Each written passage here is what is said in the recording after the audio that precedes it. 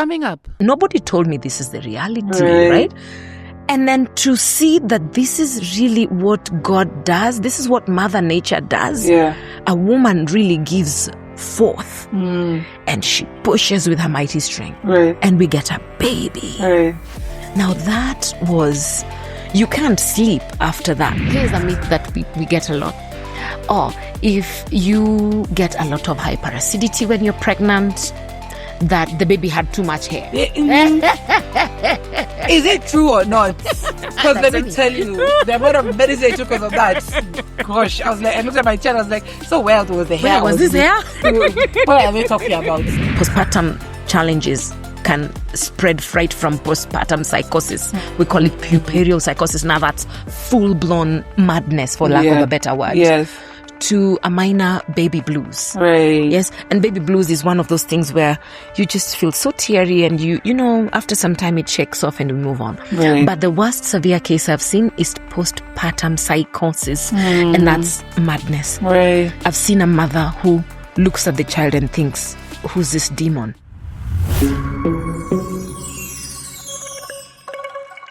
Here I am running with my podcast. We're on episode 5 of Women for Excellence. Welcome back, guys. I am so thrilled to be moving on with season 2, moving on intentionally, moving on with powerhouses, amazing women, and also moving on with conversations that matter.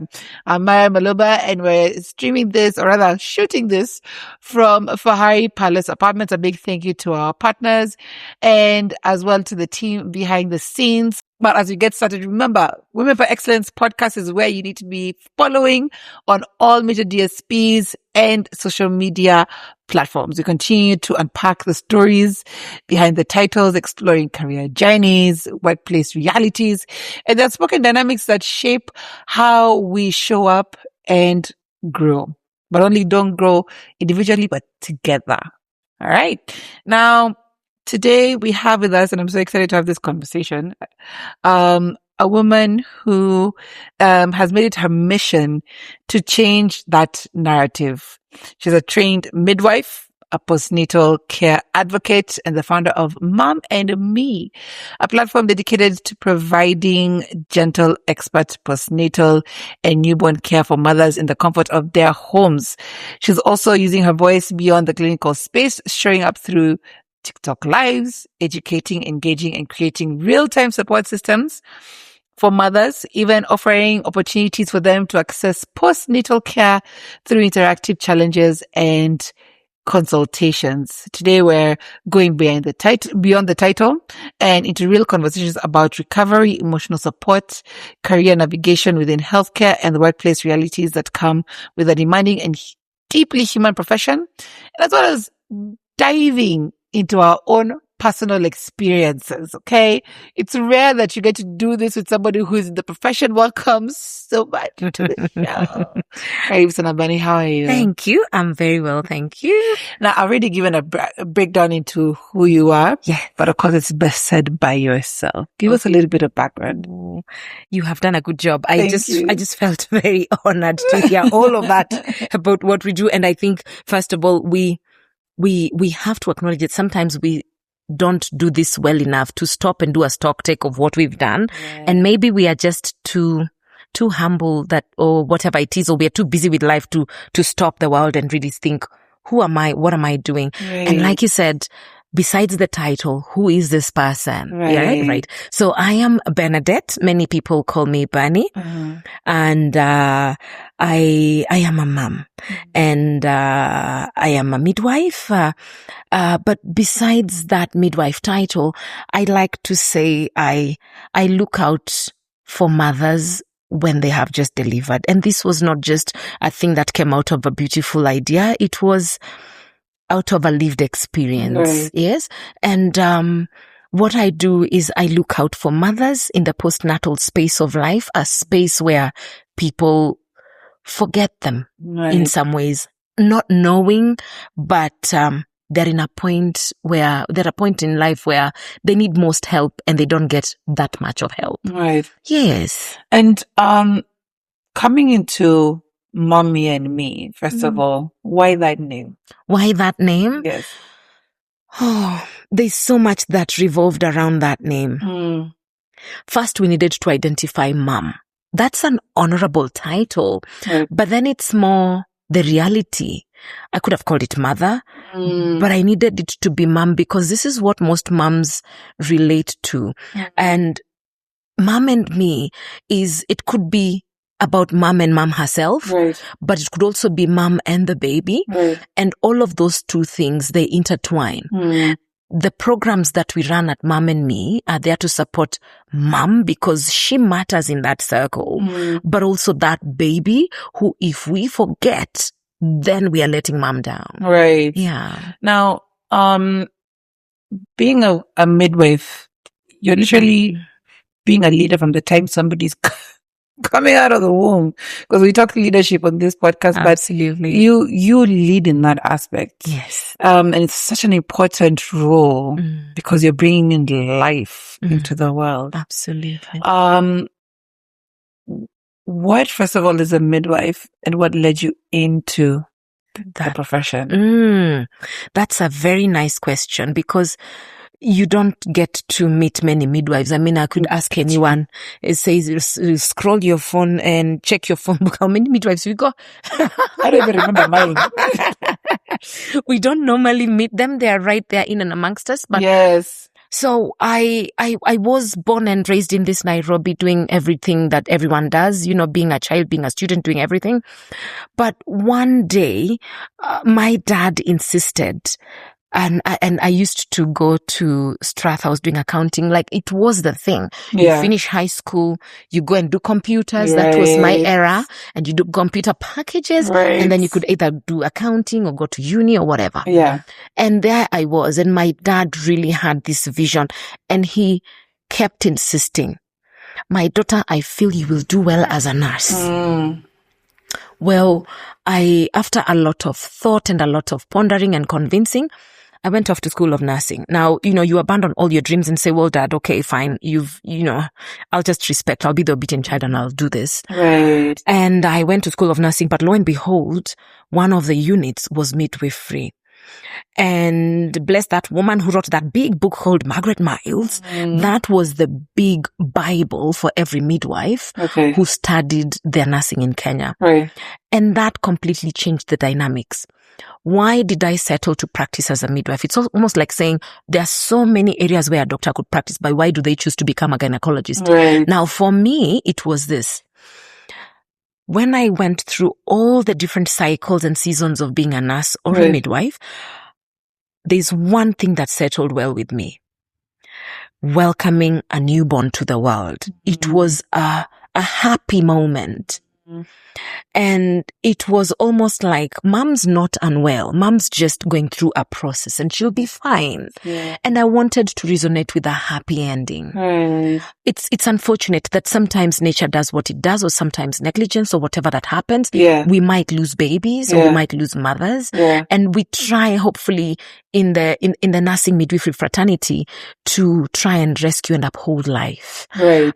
So you always go into every process with that hope that it's gonna go well. Yeah. And we go in with lots of hope and lots of love and lots of embrace. Yeah. If you know that that's your calling, you'll go in we're going to have a good day. Right. And if it goes pear-shaped and you have a challenge, you do all you can to make sure we fix this. Say something happens and we suddenly realize we got to go in for a CS instead of a natural birth. We have to do everything to get that mother alive and the baby well. Right. Yes. And there's lots of obstetric emergencies that when we go into a day, we are going for the happy stories, but we are still being aware of what ifs. Right. Yeah. So what was your first experience like? Oh my God. Yes. I tell you, we did not sleep. Now, we were students. You think about the student who's come from accounting school. Right. We crunch numbers and talk law and talk auditing and financial accounting. That was my life. Right. And suddenly I'm walking into a labor ward with a brand new uniform, crisp white apron. And we walk in and here is a woman who's going to give birth. Right. And here are women who've lost their dignity and they care not. And they scream and shout and the world is really needing to help them. Now, first of all, that slaps you in the face. It's like, whoa, nobody told me this is the reality, right? And then to see that this is really what God does, this is what Mother Nature does. Yeah. A woman really gives forth and she pushes with her mighty strength. Right. And we get a baby. Right. Now that was, you can't sleep after that. Not because, well, for 3 reasons. Number 1, it's almost a horror movie. Right. But number 2, it's the awe, like, oh my God. That just happened. This is really it. Right. And number 3, it's like next time or sometime in the future, I have to take charge of that whole situation. Am I going to really do it? Right. And it kept us, I remember in the hostel, we could not stop debriefing with each other in the middle of the night. And we would call each other, so-and-so, do you remember that scenario? Right. So-and-so. I just came back. So-and-so, I can't believe this is what we're going to do. And the reality is this. Thumbs up to everyone who is preparing a student nurse or midwife to become a real nurse or midwife. We halved our class. By the time we were graduating, we were only a quarter. Oh, they kept on dropping off. Yes. Oh. So it tells you all of that experience was it was a way of them qualifying whether we will withstand.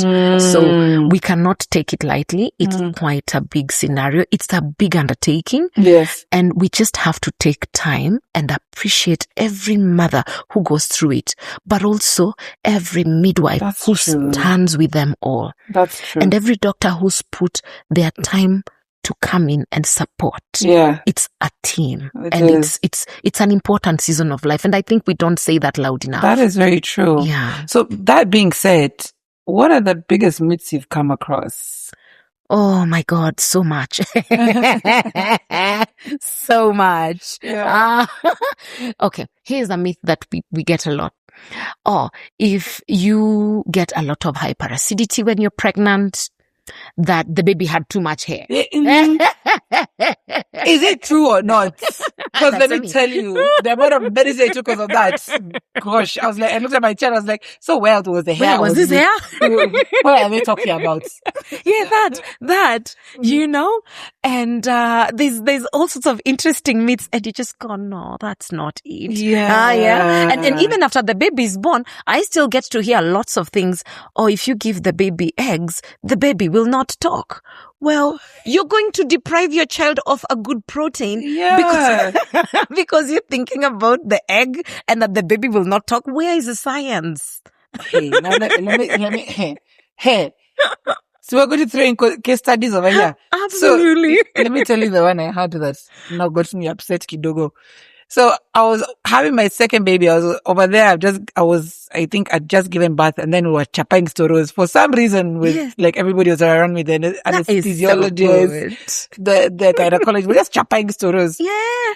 And then I was like, by the way, do I have to continue taking Jahe and Oxtail? Yeah. And they were like, listen, those are old wives' tales. Yes. All you need to do is be consistent with your meals. Correct. And take enough water. Fluids, yes. And you should be fine. Absolutely. So I was like, I was here making myself fat on purpose. There I lost weight after giving birth. I'm here making myself fat on purpose, and I already had excess of milk. Yes, there you are. Those are some of the things that women are made to carry and feel guilty about. Yes. Because every time I'd go out with my baby and I'm there holding out a plate, somebody's over there. I've already served myself there. Over there coming, na hizi za black kusaidia maziwa yako. Kunywa uji, kunywa ox.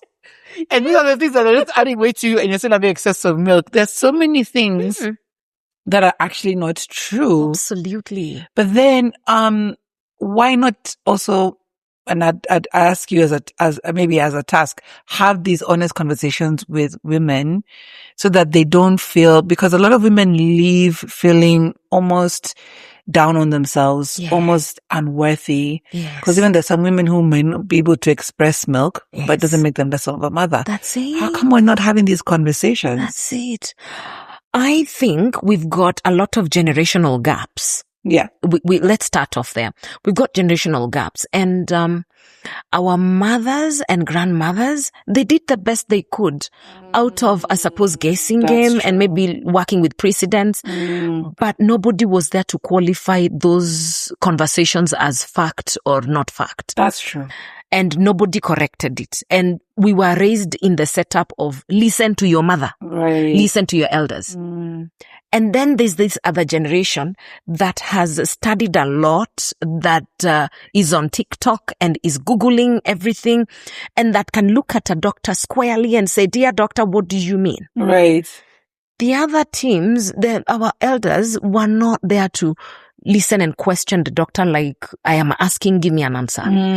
It was go in, umeambiwa, sikiliza, fuata ulivyoambiwa. Right. So here we are, where we are starting to hold people to account. But this is the take. It's about time we started having these honest conversations, especially now. Because if we don't, it almost becomes that saying, asiyefunzwa na mamae, atafunzwa na ulimwengu. Yeah. If you don't teach them the right thing, if we don't teach our youngsters, our mothers, our new mothers who don't have anyone to mother them, nurture them, and show them the way, then TikTok will show them. Yes. Then some other, society will teach them whether it's right or wrong, whether they have that insight to say that's too much crap and this is too much wisdom. They will just have everything fall on them. So let's say it this way. As a Kenyan society, we have a culture and we need to really embrace that culture. Yeah. And there's almost that Africanness, that, that Ubuntu, that African hold my hand, I hold yours, let's be a community. Right. That we need to tap into a lot more. Let's not lose that. And that's what, if we are not careful, we may lose it. So the conversations need to be held and they need to be held by the right people, preferably the professionals or experienced friends, and not just everyone. Right. I know there are a lot of women who have had some of the best experience. Yes. And some of them who have not had this not so good experiences with midwives and nurses. Right. Do you feel it's a profession for just anyone? Or should there be a serious check into who is going into these hospitals? You are absolutely right. We have to have the right checks. Right. And I feel there is a big responsibility that has to be placed on the leaders of the health system or the leaders of departments, mentors, even the schools that train these health providers. Right. Not everybody goes into a profession because they want to. Let's just be clear. That's true. Somebody might have not gotten a certain grade and they missed out on medicine, so they'll make it into School of Nursing because they'll still be in the medical profession.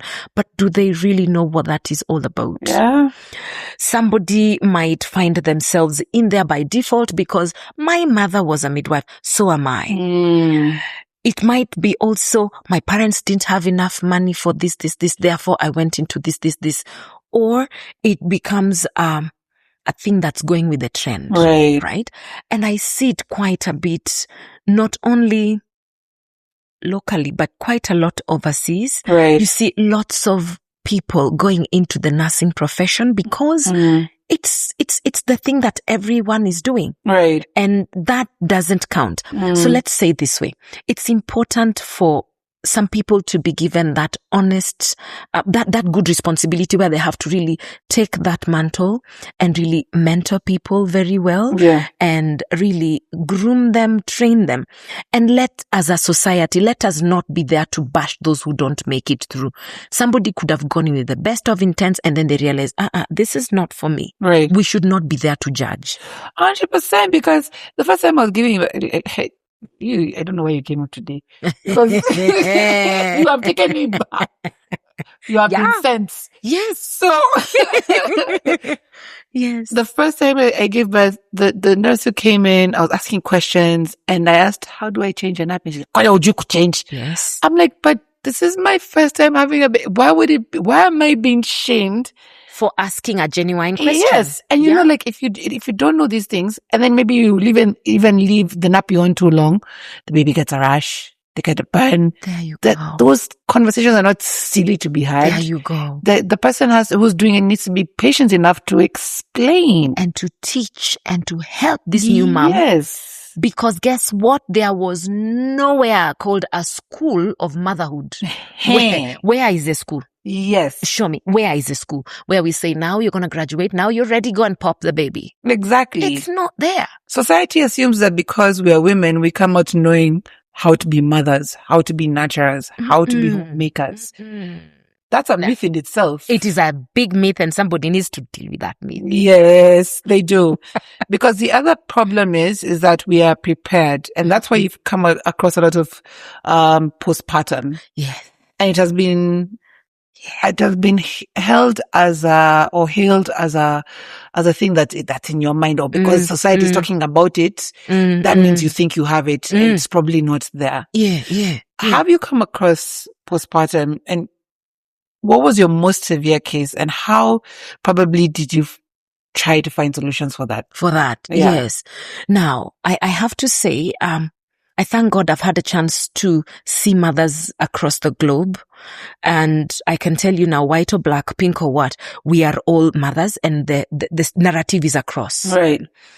It only is that some areas it's more brought to the surface because the systems work better than others. So this is what I have seen as the worst case scenario. Right.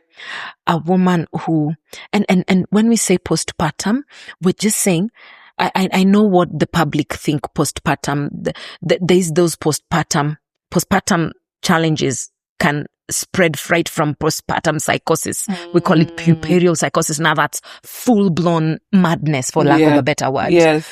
To a minor baby blues. Right. Yes. And baby blues is one of those things where you just feel so teary and you know, after some time it shakes off and we move on. Right. But the worst severe case I've seen is postpartum psychosis. And that's madness. Right. I've seen a mother who looks at the child and thinks, who's this demon? Oh my word. And wants to nearly strangle the child. Oh my word. And the mind is not connecting. Yes. Baby, mother, me, my role.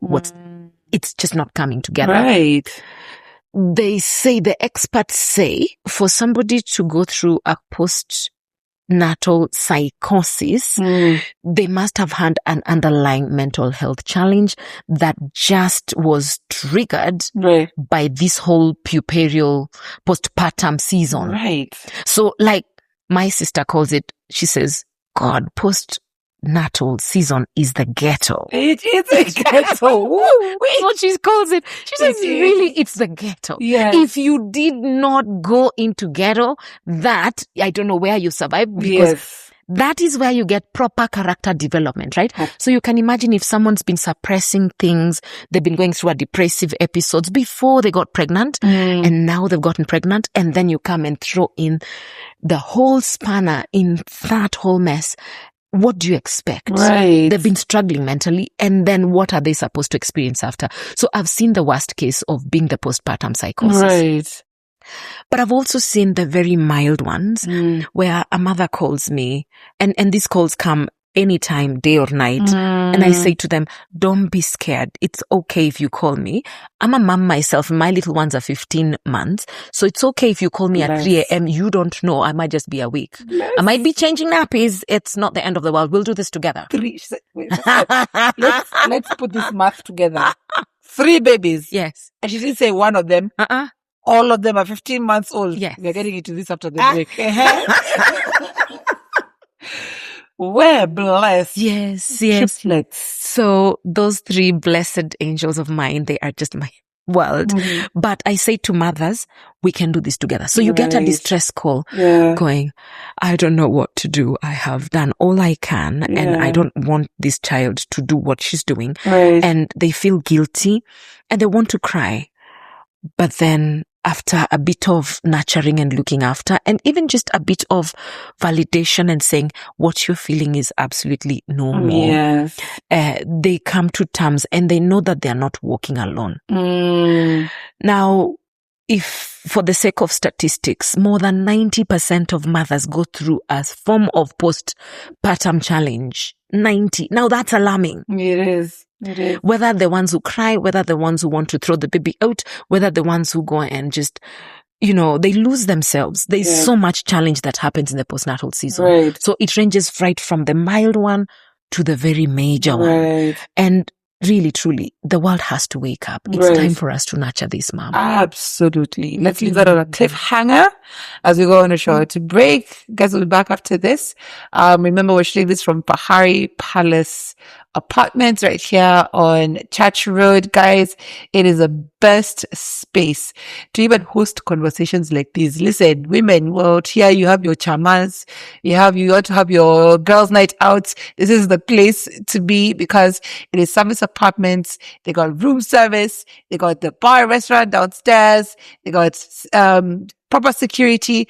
This is where you need to be for just that getaway, that staycation. Stay right here. We'll be back in just a few moments.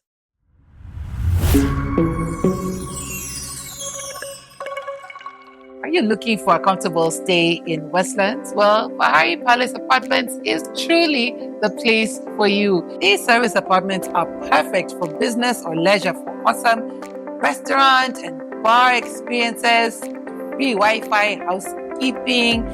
Your standby generator is always on check, also CCTV and 24-hour security. Everything you need is all in one place. All you need to do is call 0717-551-305 or email paharipalaceapartments.com or accounts@paharipalaceapartments.com.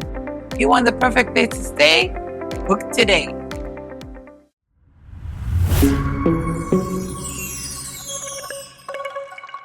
I'm so glad to be having this conversation with our guest, Bani. I think it's been a kind of like therapy for me to not only almost relive the moments, but know that it's okay. And I think that's what a lot of women need to hear. And we are with our guest, who's a midwife. Yes. And the founder of Mommy and Me. Yes. Karibu back. Thank you. Now let's get this out of the way so that people in the room can breathe. Somebody asked in the room during the break, going back to our myths, can you have wine, first of all, when you're pregnant? Secondly, does alcohol help in the production of milk? Guinness specifically. We're not endorsing, we're just mentioning it. We're not saying that Guinness is from any maker, but can Guinness also help in the production of milk? And what are the effects of either one of them? Okay. Any one of those choices? Okay. Well, first and foremost, alcohol is not advised. No one advises that we should take alcohol when you're pregnant. It is like XXX. Mm-hmm. Stay away from alcohol. Mm-hmm. Don't worry. 9 months will come and go, and 1 year will come and go, and then you can take your alcohol. But we say for a few reasons. Number one, alcohol makes you quite irresponsible. So just stay away. And even if you take the little amount, the child could get the alcohol syndrome. Right. And these are things that child could be born with underweight. Right. The child could be born with organ failures. There's just so much that could go wrong when you take alcohol. It's almost as equivalent as saying, don't take any medication when you're pregnant.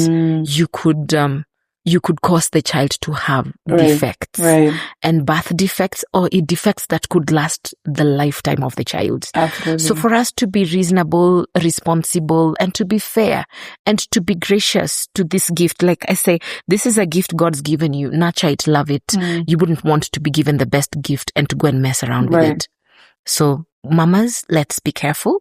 It's okay. Don't take the alcohol. Sometimes you can fake a little and go and take, the alcohol-free wine or something something that looks like get that juice and pour it in a nice alcohol glass, wine glass, and do a cheers. You'll feel quite, But stay away from alcohol. This is the message. Right. Guinness. Now, if you look at what happens with Guinness, it's made of barley and some of these cereals.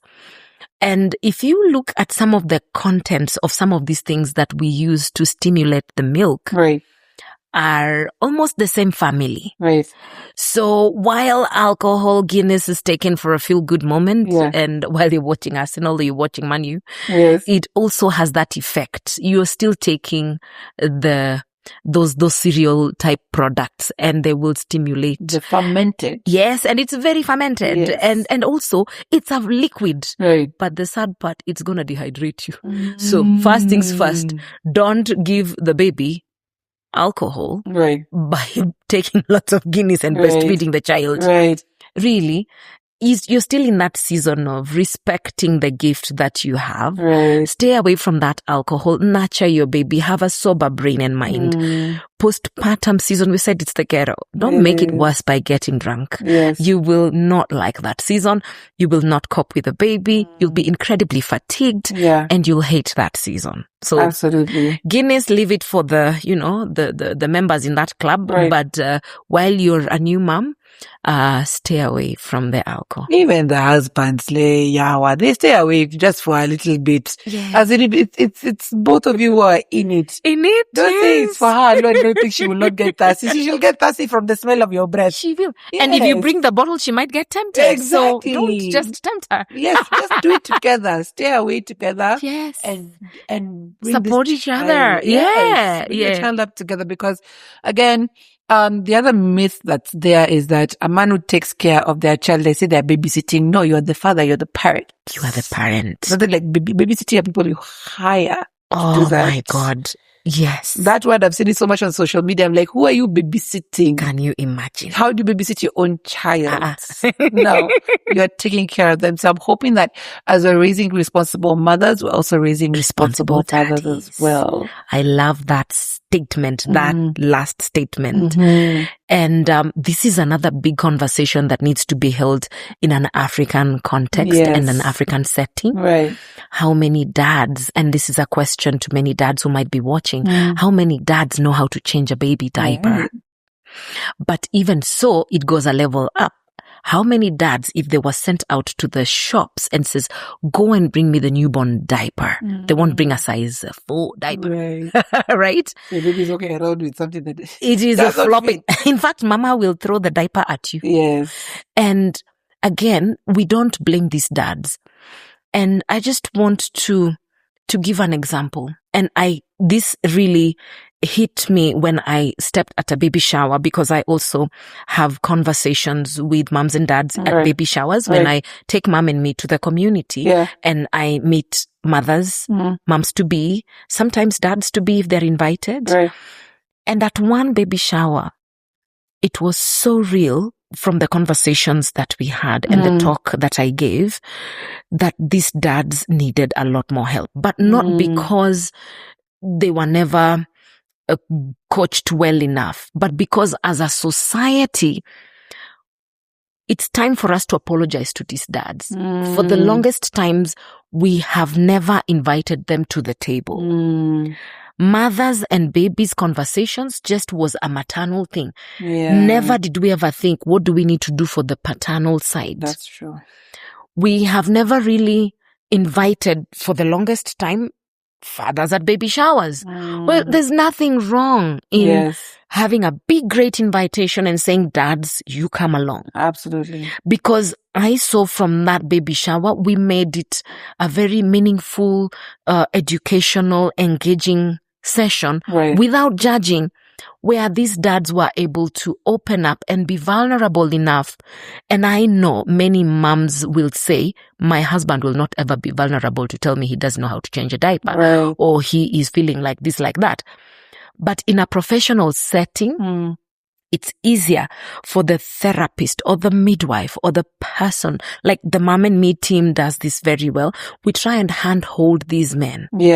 So that, like you said, we want to raise good dads. We try and help them so that they can help mom in this space. Right. Remember, it's about mom and baby. Yes. But it can't just be mom alone. Dad, come along. We'll hold you. Right. We'll take you under our wing. Yeah. And we shall teach you, hand hold you, step by step. And we'll tell you what is right and what is wrong. Right. But we'll also work with you Right. at the space and at the level where you are at. Before we go into mommy and me, you know, people usually learn a lot from our own learned experiences. Yes. People usually believe because you're in the profession, it's almost like a psychologist, you can diagnose yourself.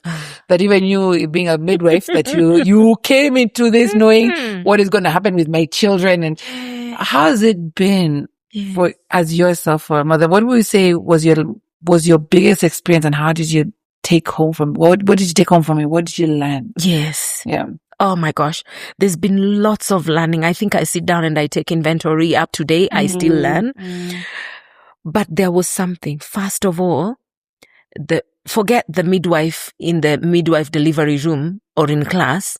It's a totally different experience when you're a mother yourself. Right. Postpartum season was the biggest lesson. And what was this? People don't say it loud enough. Right. What you get in that season is not exactly what was just being said. Right. It is said very casually, and it's about time we said it in real. We brought the picture home. Right. My biggest lesson was this. Enjoy. And I learned this by meeting other moms who are senior, but also learning it myself on the ground. Enjoy those kids at the level that they are at. Right. And I've learned to even wake up at night and embrace my little ones, even if they disturbed that big, nice, long-awaited sleep. Right. And they cried so loud at 3 a.m. And I've had to learn to make that lemonade out of that lemon. Even if it meant we'll sit up and give each other cuddles, we will enjoy this moment. We will remember this moment because they grow up and they go. And also to also just have your significant other. That was the biggest lesson. Right. Let your significant other, if it's your spouse or your whoever, let them in and accept help. Right. If it is there, don't be too overprotective. Even these babies, they will be raised by the world in the future. That's right. Start accepting the help that is at hand. Right. That for sure. And I just want to give a big shout out to my husband, who's done incredibly well in those first few months. Right. He had to learn from 0 to 100, change diapers. Sometimes mama's really just about knocked off. Right. And really the child's done a big massive poo-poo. Yes. And we call it a poo at our house. There's a big massive poo all the way from the shoulders, all the way. And how did dad survive that? Right. And he looked and thought, that woman is as good as worn out. I just need to survive. And he did it. Whether he didn't do a good job, but he did it. Yes. Yeah. So allow him to be him and to do what he can do to the best of his ability. Right. And he will learn more and he will be a great help. Right. He'll be a great asset. Right. Not only now, but even in the future of these children. Right. That's such a big lesson. And I just wish every mother should embrace that help. Absolutely. And even the communication aspect of it. I know sometimes men can come off almost judgy when they're giving their advice. And you look at him like, you're not living this experience. Like, you're not going through mastitis. You're not breastfeeding. Your back is not aching. Yes. But sometimes they see some things from the outside They do. that you're not quite seeing because you're not in this the same space, yes. But the communication matters. So I think those are some of the conversations that need to be there, that even as you're preparing for this, learn to maybe listen first. Yes. Then give an opinion. Absolutely. And then also even how you insert your opinion should be from a place where you know the exact timing of when to bring it up, not when you're seeing already somebody is stressed. There's so many conversations around this that need to happen. In fact, the conversations need to start well before the mother gives birth, right? Because why that season is so important. And I love to connect with these mothers before they pop the baby. Yeah. They still have a common sense, sound mind. In fact, that woman, that time, she could sign a check. She's all right. Right. Don't try and give her a check to sign when she's just popped that baby. She might sign the world away. Right. what happens after birth? The hormones are doing all sorts of things to this mother. She is not rested. She is still healing. She's gone through trauma. Right. She is trying to figure out what's going on with her. Right. To try and ask her to hold that conversation is almost a challenge. It's not the right time. Now, when is the right time? The right time is to prepare these guys well before. Right.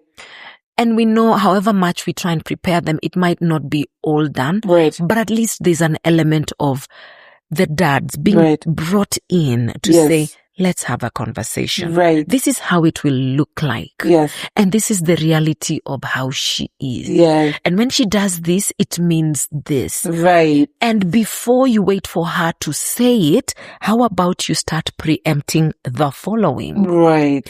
What about, Daddy, if you supported this baby while you're watching your soccer game, just chill on the couch and have the baby lay on you. And you guys can cheer together. Right. Get him a jersey, have the shawl and wrap the baby. Make all the funities with this baby and your soccer game. Right. That's fine. But allow your madam to rest. The moment she wakes up, she's rested. She acknowledges that you're bonding with the baby. Right. She will be able to have a proper conversation with you. Number 2, dads, start to look after yourselves too, because by doing that, you're helping her. Don't ask her, where are my socks? Because she's barely surviving. She's living a moment of life and death. Right. And you come and ask her about the socks. Right. Just be responsible. And I'm not being disrespectful to any dads. We're just pointing out some small, nice little things that help. Yeah. You might not be the one going to really breastfeed the child or do this, but there are some simple things that can be done to support that mom. Exactly. You know, just that evening, choose to bring some dinner home. Right. Even if you go to Naivas and go and buy all the takeaway, I want that pilau and I want that beef and I want that soup. Come home with dinner. Yeah. So that's one less thing she has to think about. Absolutely. You know, and lay the table and say to her, Mama, dinner is served. Let her wake up or let her be finishing to breastfeed and walks into a room where there's dinner. My goodness, there are small, tiny things that the woman will appreciate and it goes a long way. Absolutely. And then you can have that conversation. Absolutely. Now let's talk about mommy and me. Yeah. I love the idea of it. First of all, when you were coming in, we're talking about baby showers, and we're talking about the songs people sing. There's one that's made me happy on TikTok. I won't say it right now unless we know we put a discussion on 18 and over. But Yeah. it's become A trend. a trend. It's Yeah. become pink and blue balloons. Yes. It's Yes. become The dress code, the Yes. color scheme. It's become helicopters showing colors Of outside there, course. And the smoke. and the smoke and the lavish gifts of cars. And, Yes. like, And the it- TikTok moments. oh my word, it's blown out so well, and you're like, why didn't I have that? Yes. But there's one thing, and I was telling people in the room, there's one thing that I know baby showers for. Yes. It's to build a community. Absolutely. Because when all those things are done and the colors are fading away, Yes. you need people who will stand behind you. Totally. I was telling, and I need to shout, you told me to shout out to them. I'm going to shout out to my peoples, Yes. because they not only were there for me physically, they were there for me even when I couldn't hear them, and they'll pray for me. They formed a proper prayer circle when I was having my babies. Yes. Because I had the first one, and the second one was a COVID baby. So now for mommy and me, Yes. if I get it right, the purpose is to help people navigate through that community Yes. and lead into a space Yes. that women are able to thrive even after giving birth. Absolutely. But you can explain it better than me. Oh my gosh. I'm even getting goosebumps. You've really nailed it. Mom and Me was born out of a place of necessity. Looking back and looking forward, it's almost like an inventory you take and you say, if we could do better in the postnatal season, what could we do? Right. And it's exactly that. Start off earlier on in the piece to have these real conversations. Let it not just be the pink and the blue. I mean, go all out and put all the pink and blues that you want. But let's not lose the meaning of what that season is all about. And even if you choose to not have a baby shower, be there to identify your niche community, your group. Who is your inner circle? Who will be there for you, whether rain or sunshine? Right? Because what's coming ahead is a real storm. And you need people to hold you and keep you stay put so that you can navigate it. So what Mom and Me does, it's this program that we've put together where we have hands-on real help. In a way, we bring a community to you and help support you to transition from that moment when you've just gotten your baby into that element of motherhood. And it's not only for first-time moms, because every mother knows every child is unique and every experience is different. The first baby, you might navigate it like a trooper, but the second one, you might just be in another different world. So Mom and Me is there to listen to mothers, to support with hands-on help, to be there when they need the actual help, and not just sitting down at a couch and looking very posh and fancy, but it's all about, let's go into the bathroom. Let's help you get that proper shower that you really haven't had for the last 2 days because your wound was very sore. It's about, let's come into the house, even with you with your stocking on your head and it's sitting the wrong direction. It's okay. We come and we support you in that space when all you do is smell milk and dirty diapers. PTSD. And in that space, can you imagine when you were in that space? There was all the mess. You have a diaper there. The child is crying. You haven't even gone to the loo. And somebody comes and says, I'm here to help. Can you just imagine? Just picture that for a moment. Someone comes and says, I'm your midwife. I'm your assistant. I'm here to help. And you don't have to think it through because these are people who are vetted. They are trained. They are experts. I love it. And they are mothers themselves. So for anyone to work with Mom and Me, they have to be mothers themselves. Right? And somebody comes and gives you even that help of saying, let me carry this baby for you to go and have that bath, right? Or let me see that you've got this porridge while I set this, and this for you. Or let's help you. Your breasts are very engorged and you have no idea what to do. And this baby is not latching on the breast properly, on the breast. Let's help you now. Let's help you express how much have you. Maybe mama is already given up, says this baby won't latch and I've only gotten 10 mils. I mean, 10 ml is very small. It's like, it's like Panadol in 2 spoons. And that's all you've got. The time my sister came and she was like, what is your problem? Do it. She just came, what cacao? But it had to happen. It had to happen, right?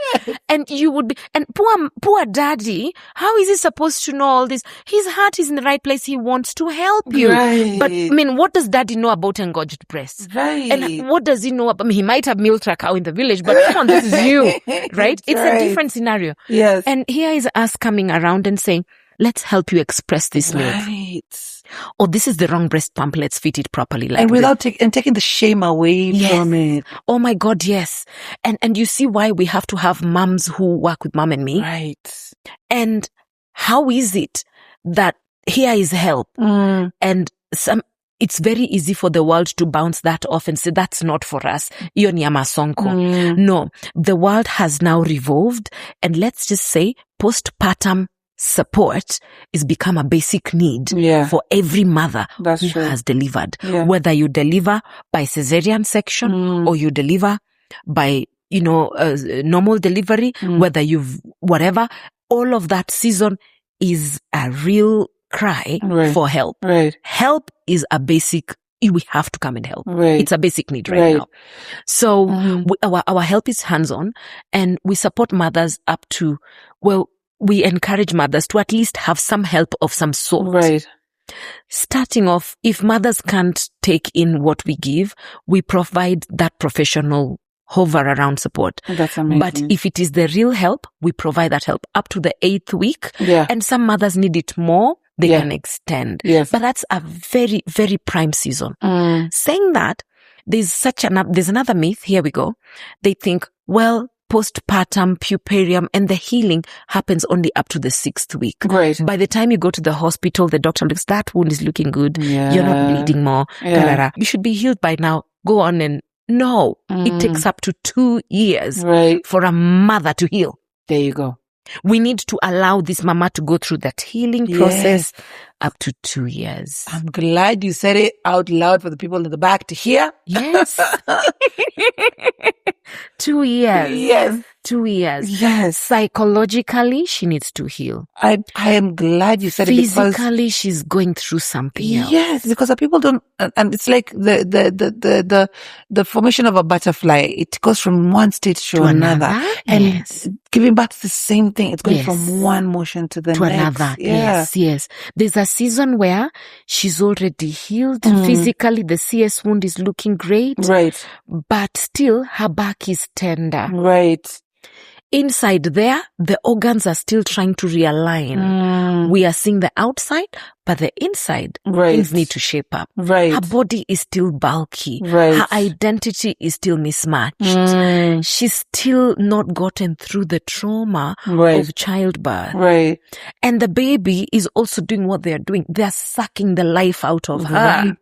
So quite allow the woman, literally, you could get a mother who's feeling very dizzy. Yes. Give her a big glass of water to recover. That's true. Yeah. Yeah, because I remember even when I was getting my stages, I'll get fevers and I'm not understanding how am I getting sick when I'm well. breastfeeding. Yeah. And you're well, exactly. All of a sudden so there are a lot of emotions. And I love that fact that Mommy and Me does that. As in like, it's a fantastic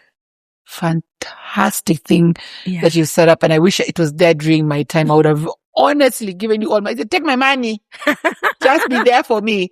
But as in, you coming up with that, I think it's the right time. I think even for the generation that's coming up, that support is really needed. It's needed big time. And we touched on the fact that people have this myth going on and thinking, again, that that's a service for the elite, the people who have got lots of disposable income. Right. But like we said, it's a basic need. We don't want to leave that sentence just hanging. Right. A basic need is a basic need for everyone, right? From zero to everywhere. Yeah. Now, how do we advise moms do this? The same way a mother had to plan for a hospital admission. Yeah. Is the same way a mother should plan for postnatal support. If you were pregnant and you were 10 weeks or you started realizing, oh God, it's 24 weeks, I need to get some things in order. Right. While you're still preparing to buy the baby clothes, while you're still preparing to say, I need my health insurance in order, while you're still preparing, I'll go to that hospital, see that doctor. It's the same concept that mothers should think about and say, I need to start putting aside some money, thought process. Right. I should put a system in place to support me in postnatal season. Right. Because it's giving birth is a one moment affair. But that postnatal season can linger on far too long and it can really break a woman. Now, let me tell you, one prayer I have for you as we wind up is that you are engaged both by the public and private sector. Amen to that. It is needed. Amen. You have come up with a solution that could cause a lot of peace in a lot of homes, that could see more and less babies being lost out there because a mother doesn't know what to do. Absolutely. It would see a more sane society. Absolutely. I think you have created a solution that is a godsend. Oh, we thank God. And I hope you thrive. Amen to that. And your blessings overflow. Amen. Because you will be creating again a sane society. Thank you so much. Because we need to have this message out there that there is a service that can bring you sanity and bring you normalcy and bring you back to your feet Right. after a baby is born. Absolutely. It's a joyous season. Yes. It really is a moment that should be embraced with all the love. It should not be that moment where families break. Absolutely. It should be the moment where the new siblings get to learn about, the old siblings get to learn about their new siblings in a very well-controlled environment. Right. Not when mother is shouting at daddy and mother is half awake and the toddler is trying to come for help. Right. We should be thinking these conversations should continue so that when mama is transitioning back to work, there's a mom and me community that is supporting this mama. And especially when we don't have a solution, we know we should allow mothers to stay at home longer to manage their kids, but there's not enough annual leave like that in the system already. Yes. So we should help mothers to transition back to work in a safe space. While they go to work, they're not resigning or they're being very unfair to their employers or employers being unfair to these mothers. Or having to choose altogether. Correct. Yeah. To choose, I'm not going to work. I will abandon my dream all because of this baby. It should not have to be that way when we can actually work something out. So we thank God and thank you so much for this platform. Yes. And thank you for Women Power Excellence because we get to share what we do and we do it with giving God the glory because this has been a journey that this year we are trying to raise a lot more awareness and we say it can be done. Yes. Postpartum season can be a beautiful seaon and that 90% plus of postpartum challenges, let's bring it down to 80 to 50 to 20. We can do it. The solution is in our hands. Absolutely. Yeah. Now, I've been granted 2 more minutes just to ask, how much are your services? Oh, my goodness. Right. That's a good question to ask. We have different packages. Yes. And like we said, every mother is unique. Yeah. We say, and every experience is, the services are custom made to each unique situation. Right. For example, you could have a 24-hour care, somebody who's needing you for 24 hours.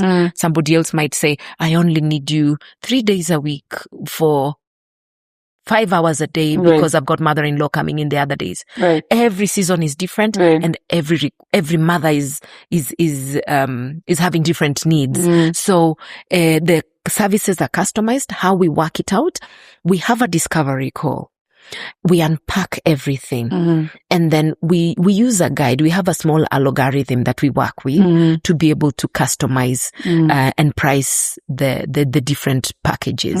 Yes. So not a one size fits all, unfortunately. But what I say, it's best to prepare for postnatal. Put aside some money, whatever it is.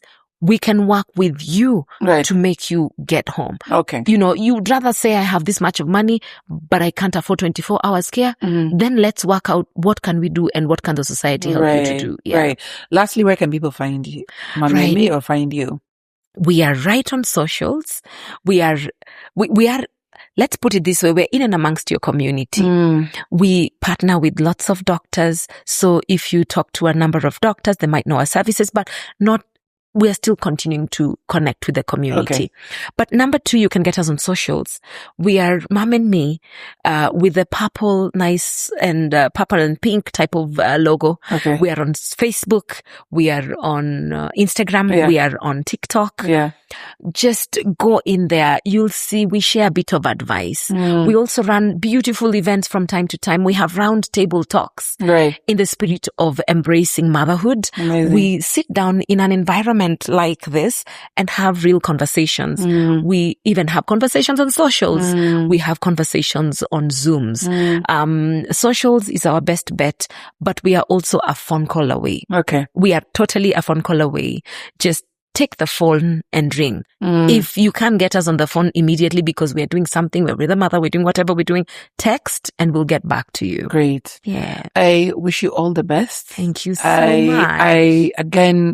I always say people are doing the Lord's work, but you're truly doing the Lord's work. And I pray that this actually gets adopted throughout the country because it's something that is definitely needed. Thank you so much. Thank you so much for your time and for being here with us.